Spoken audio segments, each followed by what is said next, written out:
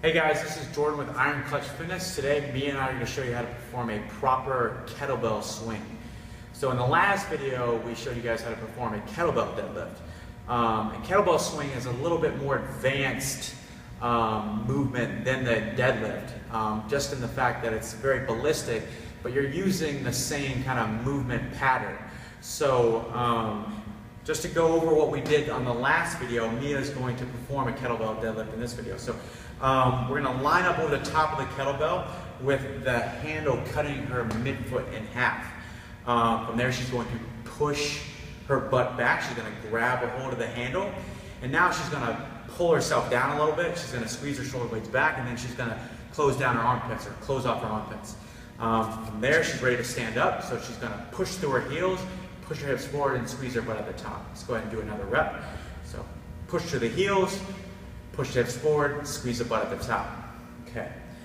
Now with the kettlebell swing, now we're just going to take her back just a little bit. So she's going to step back roughly around maybe a foot, foot and a half. It's really going to depend on the person and their arm length. So it looks about right. So from there, Mia's going to push her butt back or push her hips back. She's going to grab a hold of the kettlebell. And from there, she's going to pull herself down just a little bit.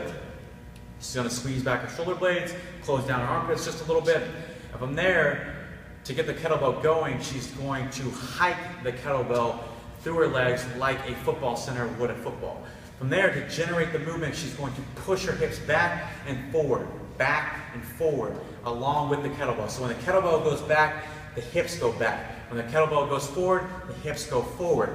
Remember guys, it's a ballistic movement, so it happens very quickly, but we're doing the same movement pattern as the deadlift. So she's loading up those hamstrings, she's pushing her weight back onto her heels when she goes back, and then when she goes forward, she fires through those heels, pushing her hips forward and pushing her butt forward.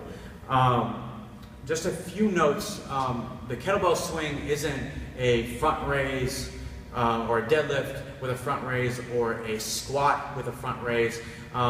Really the arms are just there to hold on to the kettlebell. They're just along for the ride.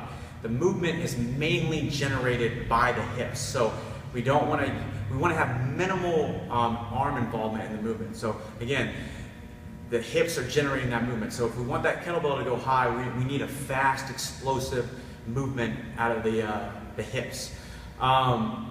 Just a few notes, guys, when you're first starting off with this movement, be patient with it. A lot of people have difficulty with the kettlebell swing at first. It takes a little bit of time to learn. So be patient.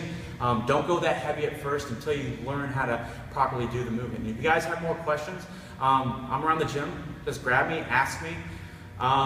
Or you can contact me on the number on the screen or email me at jordan@ironclutchfitness.com. Thanks, guys.